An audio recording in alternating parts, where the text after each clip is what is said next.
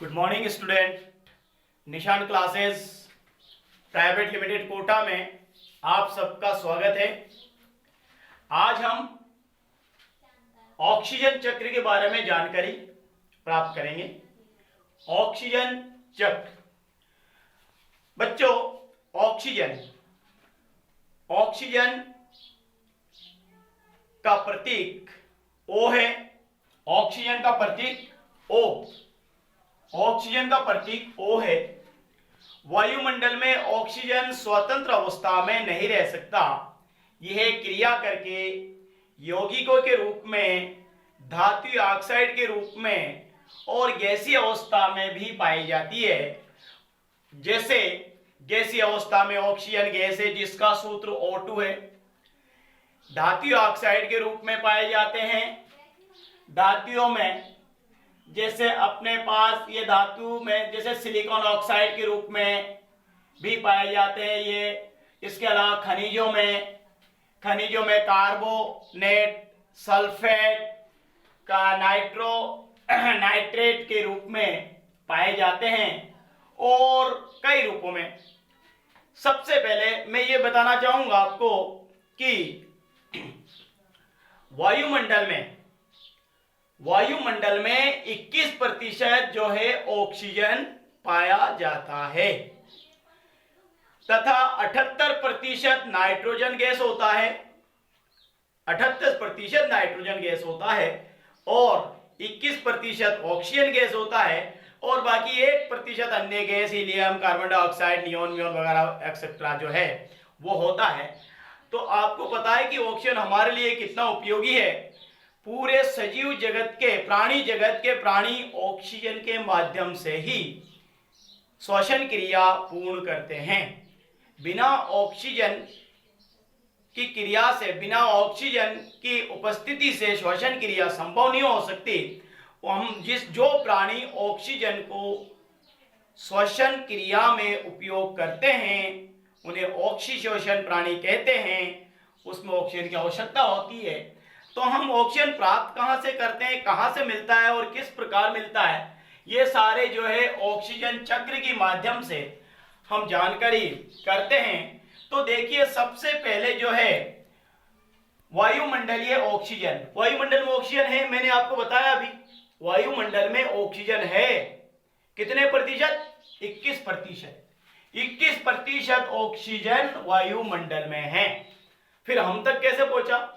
हमने उसका क्या किया? श्वसन किया। क्या किया?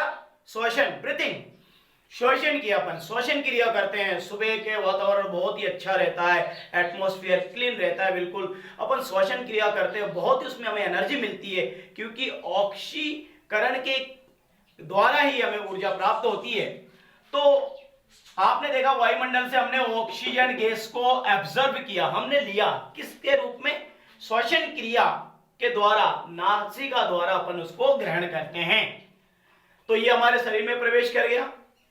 शरीर में प्रवेश करने के बाद हमने क्या किया? वहां पर जो अपने ऑक्सीजन और अंदर जो कार्बनिक पदार्थ जो है शरीर के अंदर, तो उससे क्रिया करके ऑक्सीजन कार्बन डाइऑक्साइड गैस के रूप में बदलता है। कार्बन डाइऑक्साइड गैस शरीर के अंदर बनता है। वो कार्बन डाइऑक्साइड गैस अपन कुछ नाक द्वारा या अन्य जो क्रिया द्वारा कार्बन डाइऑक्साइड को अपन बाहर निकाल देते हैं। श्वसन क्रिया के माध्यम से ऑक्सीजन ग्रहण करते हैं, कार्बन डाइऑक्साइड निकालते हैं। इसको अपन श्वसन क्रिया कहते हैं, ब्रीथिंग सिस्टम, ब्रीथिंग। अच्छा, इसके अलावा हम क्या करते हैं? जल, वाटर, जो जल जिसे हम पीते हैं खाने के बाद या प्यास लगने पर, तो आपने देखा होगा जल में ऑक्सीजन पाया जाता है।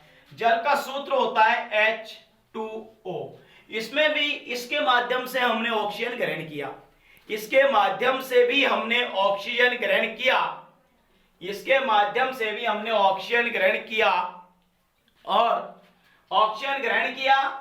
और इसमें हाइड्रोजन भी पाए जाते हैं 2।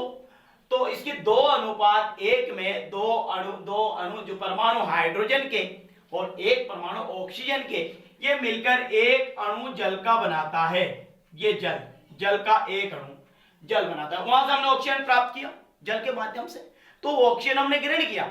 उसके बाद क्या हुआ, उसी जल को कार्य में लेकर, जल का उपयोग करके, उसी जल को उपयोग करके, और वही कार्बन डाइऑक्साइड जो हमने छोड़ा था, जो हमने नाक द्वारा कार्बन डाइऑक्साइड को छोड़ा, उसी कार्बन डाइऑक्साइड को और जो जल हमने वायुमंडल से लिए, चाहे बरसात के रूप में चाहे किसी के भी रूप में, वो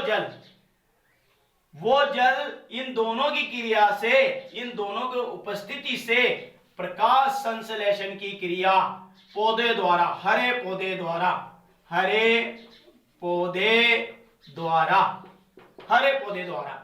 प्रकाश संश्लेषण की क्रिया हरे पौधे द्वारा कार्बन डाइऑक्साइड जल की उपस्थिति में होती है, और प्रकाश संश्लेषण की क्रिया के परिणाम स्वरूप वायुमंडल में ऑक्सीजन गैस मुक्त होता है। वायुमंडल में प्रचुर मात्रा में ऑक्सीजन गैस मुक्त होता है। तो बच्चों, हमने वायुमंडल से ऑक्सीजन गैस प्राप्त किया, फिर हमने श्वसन किया, श्वसन क्रिया द्वारा, फिर हमने उसको जो है श्वसन क्रिया के माध्यम से हमने कार्बन डाइऑक्साइड के रूप में छोड़ दिया। वायुमंडल से ऑक्सीजन गैस प्राप्त किया, श्वसन क्रिया किया, श्वसन क्रिया के फलस्वरूप कार्बन डाइऑक्साइड छोड़ दिया। वायुमंडल में जल भी पाया जाता है, जल में भी ऑक्सीजन है। ये दोनों की उपस्थिति में प्रकाश संश्लेषण क्रिया होता है हरे पौधे द्वारा। हरे पौधे द्वारा प्रकाश संश्लेषण क्रिया होने के बाद वायुमंडल में ऑक्सीजन गैस मुक्त होता है और भोजन के रूप में ग्लूकोज यानी कार्बनिक अणु का निर्माण होता है, जो प्राणी जगत या प्राणी भोजन के रूप में ग्रहण करते हैं। तो आपने देखा वापस ये चक्र चलता रहता है, और इस प्रकार के चक्र को अपन ऑक्सीजन चक्र के नाम से जानते हैं। इसे ऑक्सीजन चक्र कहते हैं, ऑक्सीजन साइकिल। तो इस प्रकार के एक पॉइंट अभी यह बीच में आया कि प्रकाश संश्लेषण। बच्चों, प्रकाश संश्लेषण, फोटोसिंथेसिस, प्रकाश संश्लेषण सूर्य की प्रकाश की उपस्थिति में हरे पेड़ पौधे के पत्तियों के द्वारा पर्णहरित की उपस्थिति में खनिज लवण, जल, कार्बन डाइऑक्साइड, इन सब की उपस्थिति में भोजन निर्माण करने की क्रिया को प्रकाश संश्लेषण कहते हैं।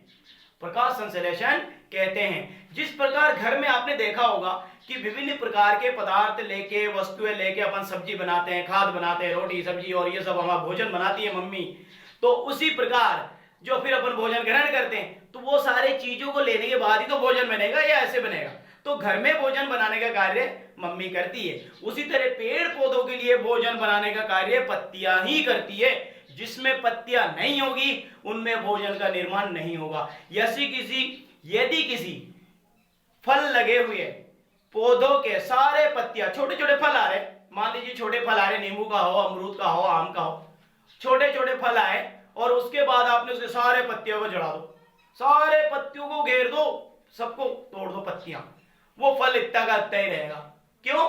अरे उसको तो पोषण पदार्थ प्राप्त नहीं हो रहा, भोजन प्राप्त नहीं हो रहा, और भोजन बनाने वाला तो हमने सबको भगा दिए, सबको तोड़ दिए पत्तियों को। तो पत्तियों के द्वारा ही भोजन बनता है। तो जितने उनको आवश्यकता होती है, वो जो खाद्य पदार्थ के रूप में, फल के रूप में, जड़ के रूप में, तने के रूप में, सब्जियों के रूप में, अनाज के रूप में, पौधे के किसी भी भाग में इकट्ठे हो जाता है, और जिसे अपन भोजन कहते हैं। और ये सारी क्रिया को ही, इस क्रिया को ही कुल मिला के पत्तियों के द्वारा भोजन बनाने की क्रिया को प्रकाश संश्लेषण कहते हैं, प्रकाश संश्लेषण कहते हैं।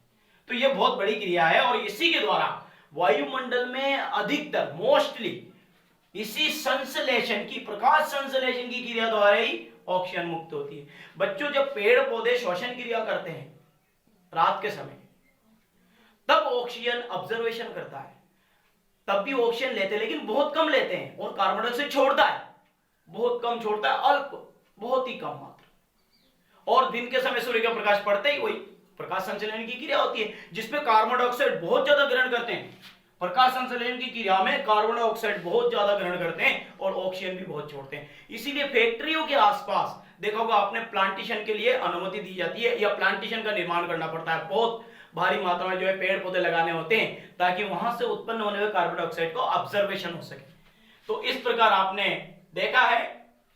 और मैं आपको ये एक बात ये भी बता देना चाहता हूं कि वायुमंडल में जो लगभग ऑक्सीजन 21% है और बड़े पैमाने पर जल के रूप में, कार्बन डाइऑक्साइड के रूप में CO2 कार्बन डाइऑक्साइड के रूप में भी जो ऑक्सीजन पाए जाते हैं, यौगिकों के रूप में भी पाए जाने वाले, इसके अलावा धातु के जैसे कि सिलिकॉन ऑक्साइड के रूप में और अन्य रूप में पाए जाते हैं। खनिजों में सल्फेट, कार्बोनेट, नाइट्रेट के रूप में खनिजों में पाए जाते हैं। आप देख सकते हैं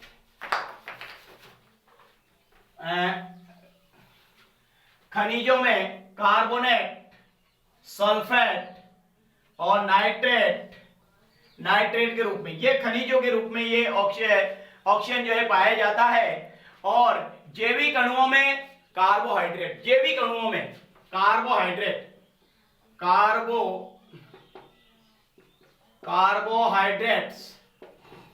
अणुओं में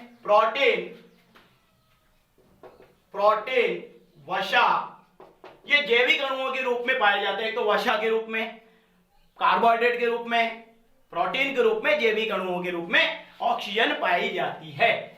इसके अलावा न्यूक्लिक अम्ल भी एक आवश्यक घटक है। न्यूक्लिक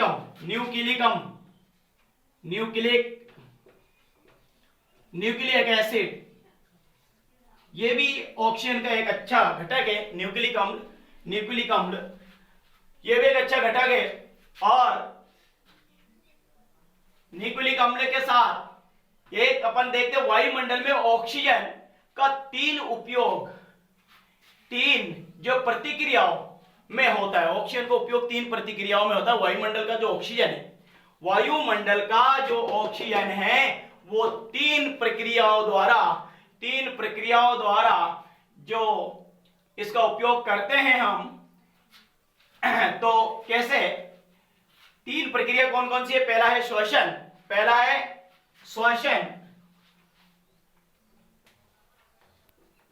श्वसन, दूसरा है दहन और तीसरा है नाइट्रोजन के ऑक्साइड के मिश्रण। नाइट्रोजन के ऑक्साइड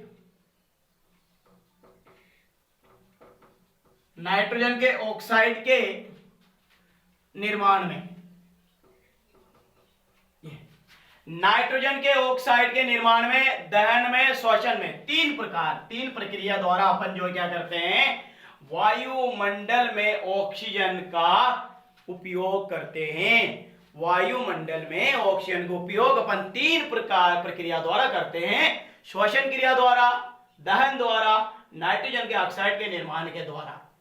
ठीक है बच्चों, तो वायुमंडल में प्रकाश संश्लेषण की प्रक्रियाओं द्वारा, वायुमंडल में प्रकाश संश्लेषण की क्रिया द्वारा ही ऑक्सीजन जो है लौटती है। बस यही माध्यम सबसे बड़ी है कि वायुमंडल में प्रकाश संश्लेषण की क्रिया द्वारा ही ऑक्सीजन लौटती है। आज इसी के साथ फिर मिलते हैं। धन्यवाद, सुरक्षित रहिए और घर में रहिए।